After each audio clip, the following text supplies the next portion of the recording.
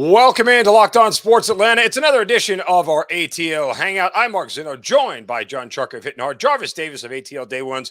We are down a man today, gentlemen, as Tenitra Batiste not with us, out on assignment. So we have no sweet tea. We are tea light or light tea, one or the other here. Yeah, one of those. This Friday. We don't have the rational person with us today, right? Yes, exactly. So this is about to be off the rails today. So yeah, excuse us. We have a lot to get to today. Some huge football games this weekend, both in college and the NFL. And obviously, we'll touch on some Atlanta Hawks as well here between the three of us. But gentlemen, the Falcons off a crazy win of the Carolina Panthers now welcome in the Los Angeles Chargers for what many people believe probably will be one of the toughest games on their schedule remaining, at least as it looks right now. Their schedule starts to soften up. We talk so much about the first 8 weeks of this season being the tough part of their schedule. And now they have a little bit of a respite if they get through the Chargers, after they get through the Chargers this week. So that said, it's interesting to note, I expect a ton of points to be scored in this game. That's number one. But when you look at this game in and of itself and how it's going to unfold, we get Cordero Patterson coming back to practice this week, so it looks like he'll be taken off IR. I assume if they're allowing him to do media and jump on social media and scream that he's back, that, well, he's coming back.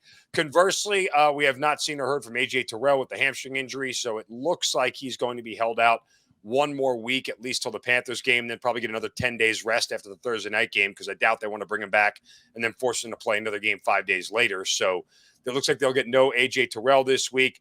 But on the converse side, you have a Chargers team that Mike Williams is out, Keenan Allen likely out. So some injuries on both sides of this one, gentlemen. Jarvis, start with you. How does this game unfold on Sunday? To be honest with you, I'm thinking that I'm right along with you when you're talking about a lot of points being scored, because I think that even though Los Angeles Chargers, I'm like, Chuck, was it like, man, I grew up on the San Diego Chargers. Yeah. I grew up with Dan Fouts and Charlie Joyner, so I call them San Diego. Sorry. so yeah, I try to change. I'm gonna try to adapt. LA Chargers. I think that Justin Herbert is going to sling that rock, and I think that even though Austin Eckler was limited, I don't, from my understanding, and what the reports are that he's going to be fine. They were just being precautious with him. I think they're going to feed him however they get him the ball. I think he get at least 25 to 30 touches, and I think that when you have a defense in the Falcons that have given up almost 800 yards in the last 2 weeks to Joe Burrow and P.J. Walker, yeah, the Chargers are going to throw the football, and they're going to throw the football, and they're going to throw the football regardless of who's out there at wide receiver. So the Falcons better be ready. It's the worst pass defense in the league, guys.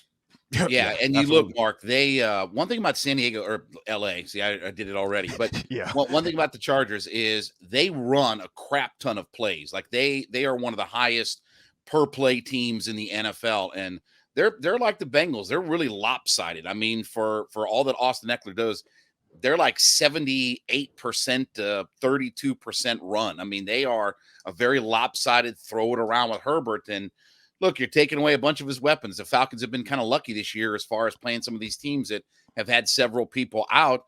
We'll see. I mean, I get that it was a little bit limited, but we'll see how much Eckler really gets. But their identity is not to run the football. Their identity is to throw it. They throw it a crap ton. And look, they give up the most yards per carry on defense, right? So if you want to slow down their offense, just keep them off the field. I think the third down conversion in this game is going to be huge, because Falcons have not been very good on third down. And last week was miserable watching them give up all those third and longs last week. So if they can't get off the field, this could be another long day for the Falcons defense. Yeah, that third down conversion thing is going to be a theme throughout the rest of the entire football weekend. But also Chargers, 6th in the NFL in yards per play on the road this year. They actually average more yards per play on the road than they do at home at SoFi, where they have like no home field advantage. But that's neither here nor there. So look, I give the Falcons the decided coaching advantage. Brandon Staley has, pun intended, gone stale, at least with some of his tactics, and has not gone well for them. But I think it's just a matter of, execution for the Falcons. They have to be able to execute their offense. And if they do, and if they're successful running, and I don't understand, it's not that I think that Arthur Smith listens to the media or gives into what he's hearing from fans or anything like that. But he came out throwing last week. He came out throwing last week, and they threw the first 6 passes, 2 were sacks and 1 was an interception. Just be who you are. You're a great running team. Who gives I screamed from the mountaintops at the beginning of this year, guys, that if Kyle Pitts didn't have X production and X catches and everything else, it was derelict coaching. 3 games into the season, I had to pivot because the fact of the matter is that what Arthur Smith does as good as any coach in this league is accentuate your positives and hide your deficiencies. He's got a very deficient quarterback. And the more you try to throw at this guy, the more net negative it is. I've been saying that for about 3 weeks now. And yet we still have clowns telling us, well, they need to learn to throw the ball a bit. No, they don't. They just need to do well what they do well, and that's run the damn football. Yeah, absolutely. Because when you think about one of the things that Arthur Smith wanted to do coming into this bad boy, and they couldn't do it last year when they had Matt Ryan at quarterback. So he had to kind of figure it out. He had to make some adjustment as to what type of football he wanted to play. It was a lot of short passes with Matt, and obviously you can throw the ball 35 to 40 times with Matt Ryan at quarterback. I know a lot of people won't want to agree with that because, you know, they feel how they feel about Matt Ryan. But at the end of the day, he's going to go cater to his strong suits, right? He's always done that, and I think that he needs to continue to do that because who gives a crap about people who saying, hey, we need to throw the football, but you see what happens when you do throw the football. And I've gone through watching the games, going back and watching the games, and it's almost to the point where Kyle Pitts knows he's going to get underthrown, or he's always turning around and looking because he knows Marcus Mariota is going to throw the football behind him. And I think that the more you get, and if you're going to pass the football, if you're going to do that, Arthur Smith, do like you did last week. Kyle Pitts caught a check down pass. Imagine that concept. I was absolutely amazed that he was an option on the check down. And you see what he did with the football. He threw the ball in the flat. Kyle Pitts made a couple moves, and he was able to get yak yards. And that's all you ask for when you're in your wide receivers.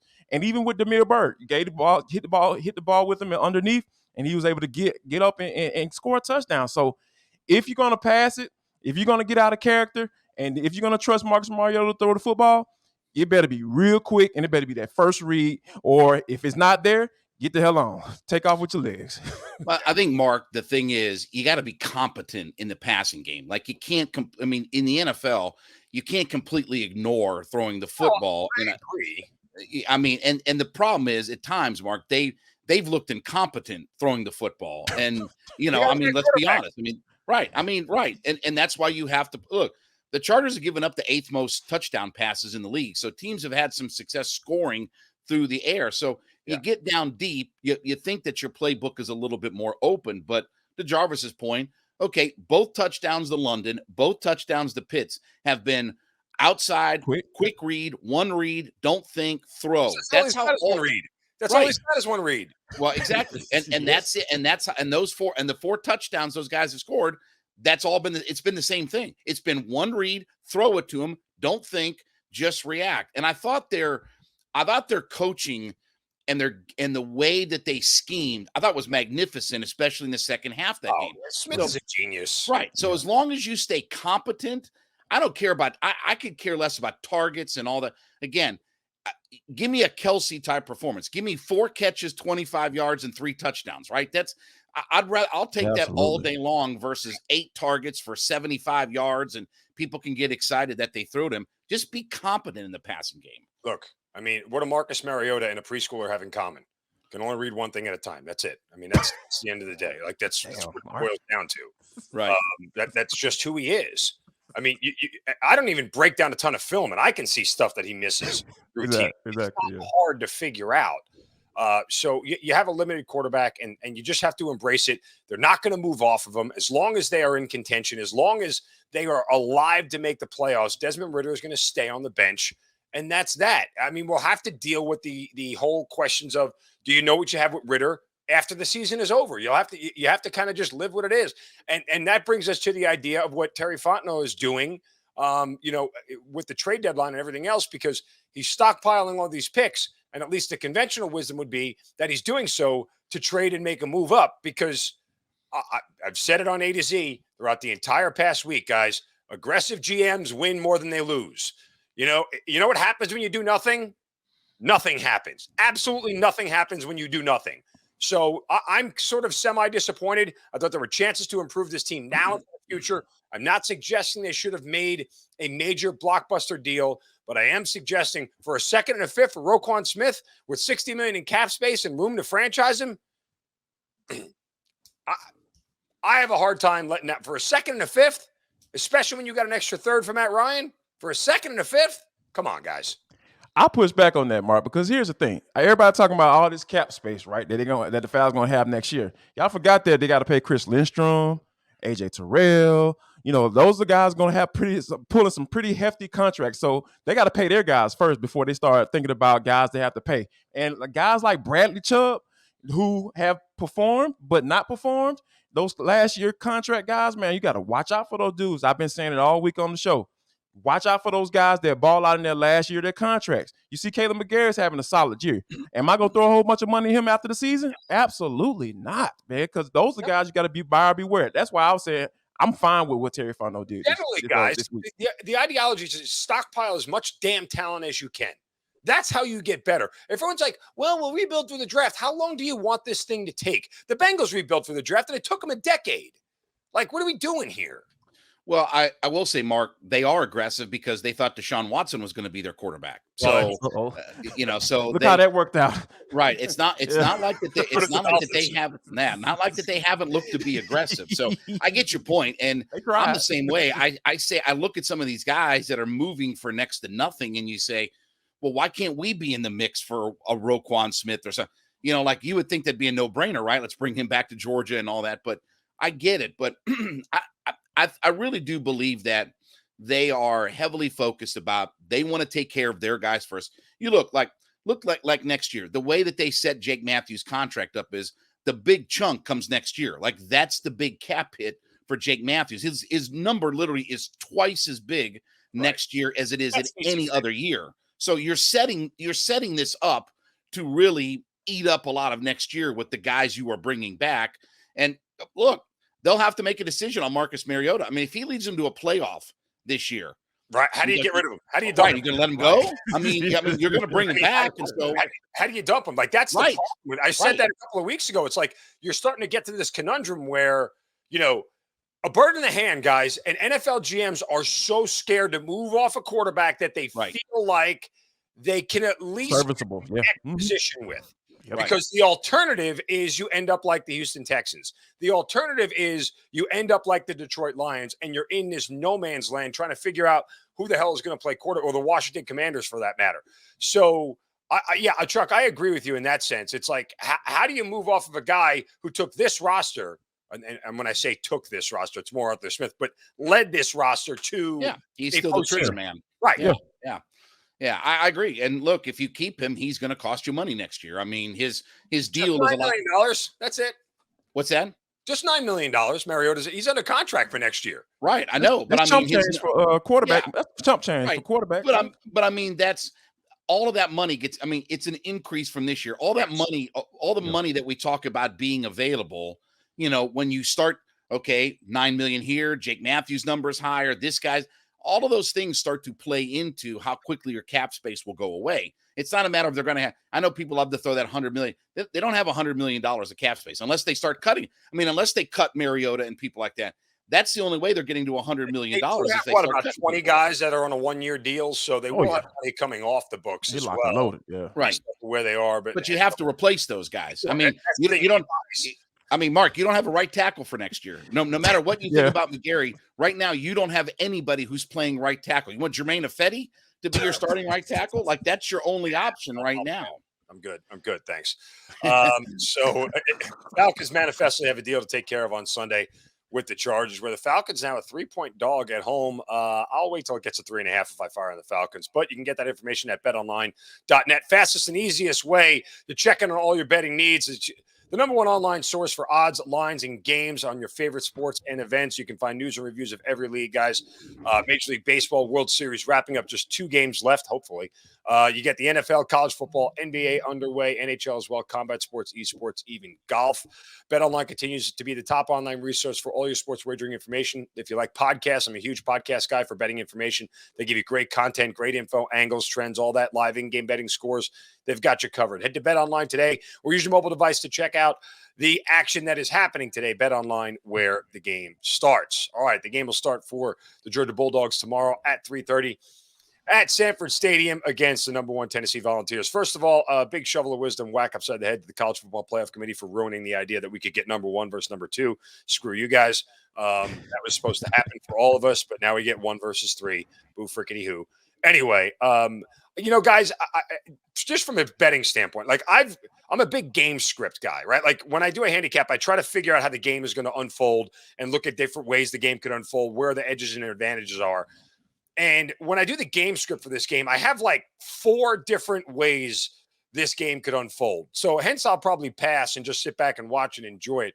The only reason I say that is I think the game script that is most favorable for Georgia is to repeat what they did against Oregon. If you go back and look at those drives, until they had their first 3 and out, which was late in the fourth quarter when the game was out of hand, every drive they had was at least 6 plays. They had 4 drives that were at least 8 plays, 2 drives that were at least 10 plays. Like that is the way they need to have this game unfold, is for them to just go on the Kirby Smart death march and grind the hell out of it. Almost kind of like the Houston Texans did last night against Philadelphia, while they held them to only 14 points in the first half because they had long sustained drives that, kind of slowed the pace down. I don't know that there's another. You don't want to get in a shootout with Tennessee. I don't think that favors Georgia. Absolutely, because at the end of the day, you got that dude at the quarterback position that, hey, he can in some bad moments, he can have some really bad moments at the wrong time. And in a game of this magnitude, I don't want to put the ball in his hands like that. However, I think Todd Monken might be a little tempted because Tennessee is one of the worst teams against the pass. They are, and a lot of people may say, okay, well, they're trying. A lot of teams playing catch up and all that stuff, but still, if you're behind teams like Kent State, that's bad. That's bad. That's really bad. They were a bad team against the pass back in week 4. So I think that, there it may be some temptation right there. And I think that I don't have a problem with those throws going to guys like Darnell Washington and Brock Bowers, who should be a Heisman candidate at this moment. And I think that that's some of the things that they're going to find ways to get him the football. And I think that throwing the football to him to kind of loosen up things, because a lot of teams may be expecting, Tennessee may be saying, hey, we know Georgia going to try to run the football, try to have those long sustained drives. Hey, let's kind of back these guys up a little bit and start getting Stetson Bennett warmed up in the passing game and get the guys out playmakers and Brock Bowers. They talk, Mark, in college basketball that you have to, sometimes you get these teams that get up and down the floor and you got to survive that first 6 or 7 minutes. That's the Tennessee offense. They come out, and you might know better, Mark, what the line is in the first half of the game this week. But even somebody like me who knows nothing about sports betting, I've had success taking Tennessee in the first half of games because they come out and they throw haymakers. They don't come out and dink and dunk you and slow play. They come out and they want to establish early. They did it to Florida, did it to Alabama, did it to LSU. They did it to Kentucky last week. They come out and they go big play, big play, big play. Now, they're a heavy run team. These two teams both run for 200 yards a game. And I still think the matchup in this game is the Georgia run game versus the Tennessee defensive line, because I think there's Tennessee's a top 10 defense. I think there's some fool's gold in what that number is, because they don't have a lot of teams that stay committed to the run against them, but you have to survive that first wave. And if you can take 1 or 2 possessions a half away from Tennessee, that's all you got to do. Take a couple of possessions away, because they don't care about time of possession. They just want to get on the field and run their tempo and get scores and just keep turning things over. So if you can limit them a possession or 2, and if you can keep run the football, which I think Georgia will come out. I think their identity is going to be to run the football in this game. I think they're going to challenge that Tennessee defensive front and say, okay, we can run it with anybody, better than probably anybody you've seen. I think they're going to start that route before they start hucking it around, unless they get down 2 or 3 touchdowns. I think the other major sort of matchup I look at in this game more than anything is the Tennessee front 4 / pass rush versus Georgia's O-line. Tennessee's 4th in the SEC with sacks with 23 on the year. Conversely, Georgia's dead last, only have 10, but Georgia's never been a big sack team. I know some people have tried to highlight that this week, that Georgia's bad. They're not bad on the pass rush. Sacks are just not their thing. It's not the kind of ball that they play. They're more holistically focused on defense, but I digress. Anyway, Tennessee blitzes a ton, because they figure, look, if I can't cover anybody, I may as well send somebody else extra and try to get home real quick and make you make a mistake, which we've seen Stetson Bennett this year sort of throw some head-scratching passes like, dude, what were you thinking? What were you looking at there? But the Mark, I'll say the big thing for Georgia, though, they have the running backs and tight ends that can catch those short passes. So yes, you can run a quick passing game with Stetson Bennett where you can take your tight ends and your running backs and they can throw to those guys. I mean, the sack thing, to your point, Mark, when you're up by 4 touchdowns on everybody and everybody's got to start dropping back, you can inflate those sack. Right, exactly. You can inflate those sack numbers. That's why you stay committed to the run game. You don't put Stetson Bennett in guaranteed passing situations. No, right. I mean, Tennessee blitzes early and often too, as well. I mean, it's just kind of the way they play defense. They're willing to take a shot more than a lot of other teams do. So, and I think it's going to be a game too, though, Mark. To your point, that I don't think that this is a game that the Georgia Bulldogs are going to miss a guy like A.D. Mitchell because he can beat that one-on-one coverage because that's what blitzing brings, right? That one-on-one, can your man beat my man? And I think that if Tennessee, they're going to do that, that's who they are. They don't have too many people to worry about from a wide receiver standpoint. That's why I say it's going to be imperative, like Chuck said, get the ball down there at Washington, get the ball to Brock Bowers, to beat some of those one-on-one coverages when they start blitzing early on in early downs. I mean, listen, I could see a game script early where if Georgia gets a couple of early stops and goes up 14-0, like at least the way it played out with Oregon, or they get a turnover. Oregon had an interception in the red zone, and their second possession of what was a 7-0 game. And that really kind of just broke their back by not putting any points up. Georgia went right down the field and scored another touchdown. It was 14-0. So it's a big swing there. If Georgia gets a turnover like that, I know, by the way, Tennessee +8 in turnover differential, Georgia just +1 on the year. So they're not, they haven't really been getting a lot more. I think they've been giving the ball away a lot more than we anticipated. But, if Georgia gets up early 14-0 and Tennessee gets out of their comfort zone, I think that plays into Georgia because then, John, like you said, they can run the ball. They can grind the pace down very, very quickly. The first team to blink in this one may end up being on the wrong side of it. And blink by blink, I mean make a mistake. Yeah, and Tennessee wants to run the football. I mean, don't get it confused. I mean, they throw it around and they have a great quarterback, but you look at Small, Wright, even Hooker. Hooker's got almost 350 yards rushing and 4 touchdowns themselves. Their identity is they still want to run the football. But when they come out early against you, they want to, it's a Mike Tyson fight in the first 5-7 minutes of a game. They want to hit, they want to swing for the fences, they want to knock you out early, and then they get into the rhythm and the flow of their offense. So Tennessee wants to run the football. They don't want to be a one-dimensional offense. They have a great quarterback who can do that, but that's not what their identity is just to come out and huck it all over the field. They run for 200 yards a game. I mean, Wright and Small are terrific running backs. Those guys have almost 500 yards apiece out of them. So that's their identity, but they come out early and hit you hard and try to knock you out early on like a Mike Tyson fight. I would tell you too, Hendon Hooker, in some of the closest games this year has played his best. The games that he's thrown for over 300 yards are the games that have been the closest that he's been involved in. Look, and he's literally playing for a Heisman Trophy. He wins this game. He beats Georgia and Bama in the same year. That dude's the Heisman. It's done.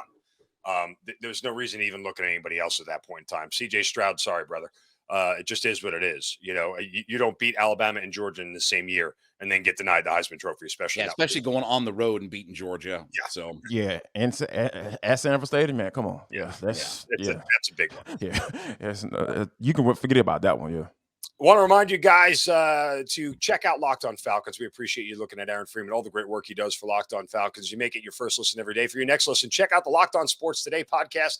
Biggest stories of the day, plus instant reactions, big game recaps, and the take of the day, which I'm surprised I don't get ever asked for. The take of the day. I think Chuckery and I should be asked for the take of the day at some point. But you can get the Locked On Sports Today podcast on the Odyssey app, YouTube, and wherever you get your coming podcast. in hot. We're not in the cool kids club, Mark.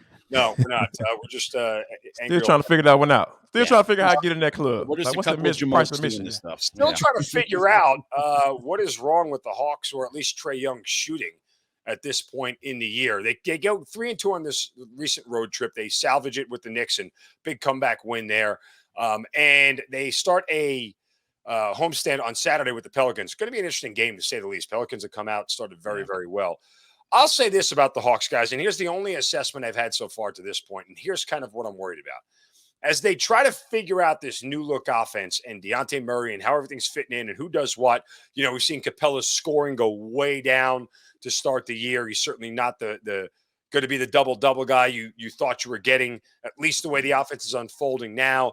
DeAndre Hunter's been up a little bit. He's been down. I think he needs to be in the high teens, not in like the 12, 13 range as far as scoring is concerned. All that said, I keep looking up at Trae Young's shooting stats, and they're bad. You're talking about a guy who's barely shooting 40%, under 40% from the field and shooting under 30% from three. And I want to play this scenario out and get your thought. We have seen Trae flex his I'm the star muscle before and has gotten what he wanted. He got a coach fired. I mean, it is what it is. He didn't want to work with Lloyd Pierce anymore, and out he went, and in Nate McMillan comes. Trae may turn around at some point if he doesn't start to shoot better and say, I want the ball in my hands. I'm the star. I do better. I score better. I shoot better when I have the ball. I want the ball. And this whole thing sort of goes sideways very quickly. Am I overstating how this could go? I believe so. Because when you think about one of the reasons why they brought Dejounte Murray in, because everybody knows that Miami Heat series was a big old indictment on how this team was constructed, right? And don't get me wrong, the Hawks have thirsted for a superstar / star, whatever you want to classify him as, for quite some time. I know, because I remember Dominique Wilkins, and that was the last time they really had one. I know people want to talk about that other team, that 60-win team, but it was not a star on that team at all. You can forget about that. But I think that the main thing is he needed help. He needed somebody that can take some of the pressure off, so he won't have to handle the ball consistently. He won't have to always initiate the offense out. It even makes sense because after one of the games, he was talking about Trae Young was talking about how John Collins. They were asking, like, what are some of the differences you've seen in John Collins this year? He said he has somebody else that can get him the basketball, and that was the first words that came out of his mouth, because him having all that pressure and have to get his and have to get John Collins involved and have to initiate the offense for everybody else, that's a lot of pressure. And I think that now that pressure is relieved, I think he's still trying to figure his way out. Don't get me wrong. I think that's the case, playing off ball and all that stuff. But I think it's just a matter of them continue to figure out how this offense is going to work. I don't necessarily think that he wants the ball more, because that's what got them bounced out of the playoffs in the first round of playoffs against the Miami Heat. Well, we know that John Collins and Trae Young don't agree on how the offense is supposed to be run, so we know that for sure.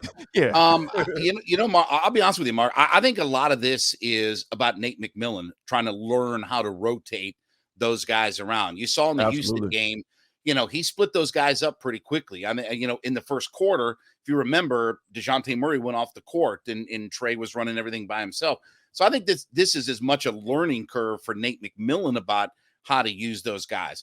The thing about Murray, why you don't like to take him off the court if you don't have to, is because they don't have anybody defensively who can change a game the way that Murray can. And that's what he did the other night. I mean, It's not just he makes the steals and turns the possession over, but he leads you to easy baskets. So, look, the only reason that they got back in that game is because of Murray's defensive intensity. And they weren't shooting threes. They weren't shooting better. But when you can dunk it and give layups, that makes your offense look a lot more efficient than what it is. So I think a lot of this an 11-2 run as soon as Trae went out of the game. Well, right. Well, I mean, to be honest with you, after they were down 51-20, after they were down 51-28, they went 84-48 the rest of the way. So it's kind of leading to my point. They may be better defensively with Trae Young off the floor. Trae Young isn't scoring as much as we think he's going to. He's not shooting as well. How does your star handle that? Does Trae the star that goes, I'm okay with it, we're winning games, that's all I care about? Or is Trae the star that goes, I want the damn ball? Well, I think that's yet to be seen. I mean, right, that's my point. Right. I mean, I think we're so early in the season that it's hard to get a gauge on all of that. But look, as I've said, you can watch Dejounte Murray and understand that he was playing for Greg Popovich. He was a San Antonio Spur. He looks like that kind of player. Like, you can trust him fundamentally. You can trust him to not be a knucklehead on the court. You can trust him in a lot of different ways. I think Nate McMillan is trying to figure out how those two guys blend and mesh. And look, when you're down by 30 in a game, you don't have much of a choice.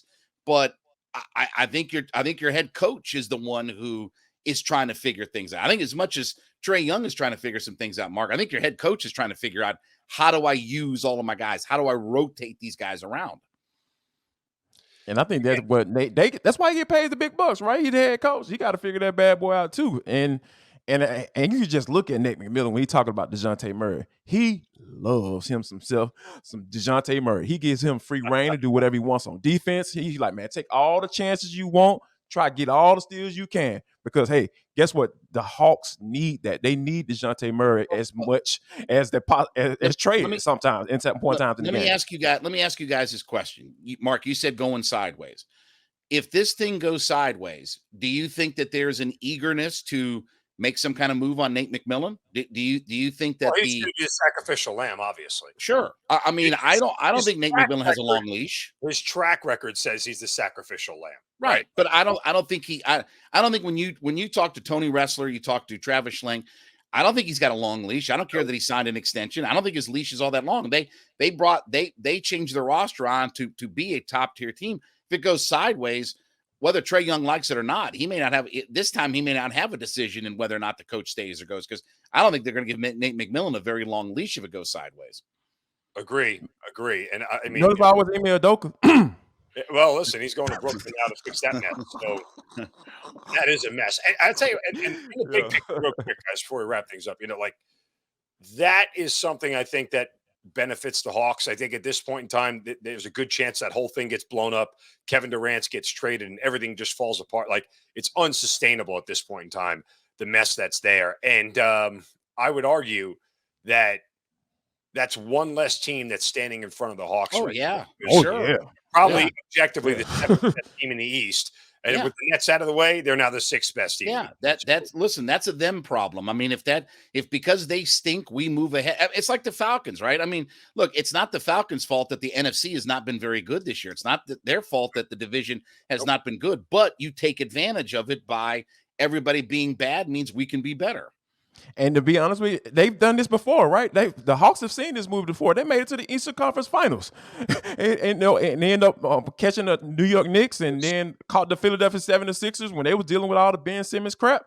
Hey, like I said, they've done it before. They can do it again. That's the worst thing to have happened to this franchise in the last 5 years, is make it to the Eastern Conference Finals. It genuinely is, because everybody thought that they were better than they were. They made no upgrades that offseason, and we found out, guess what? They caught a Philadelphia 76ers team, as you said, that was asleep at the wheel and was dealing with more stuff. Beating the Knicks, totally fine. Like, that's It was beating the Hawks, and then taking Milwaukee to 6 games that really, sort of made people think that this team was better than what it was. And to circle it back, guys, which is the one thing I said, which is the cardinal mistake that Terry Fontenot can't make, that Travis Schlenk and Tony Ressler did.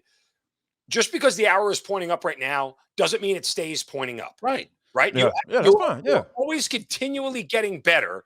Got to figure it out. The Falcons look like they're ahead of pace right now for where they're supposed to be, and they're ahead of schedule. Don't mistake that for we have good players. You don't have good players.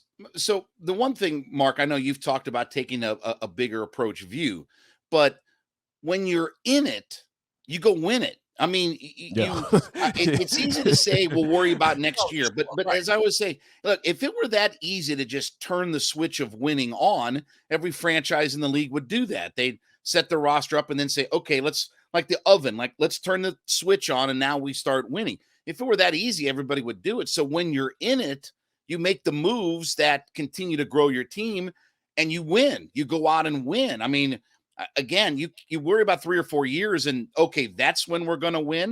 Well, there's a lot of, look, the Colts have thought for 3 years that, well, we'll just bring the quarterback in and we'll just turn the switch and we'll start winning. Doesn't work that way. There's a lot more to it.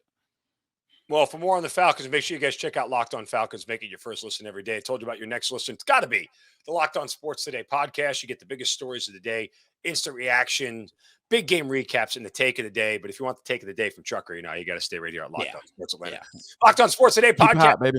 On the Odyssey app, YouTube, and wherever you get your podcasts.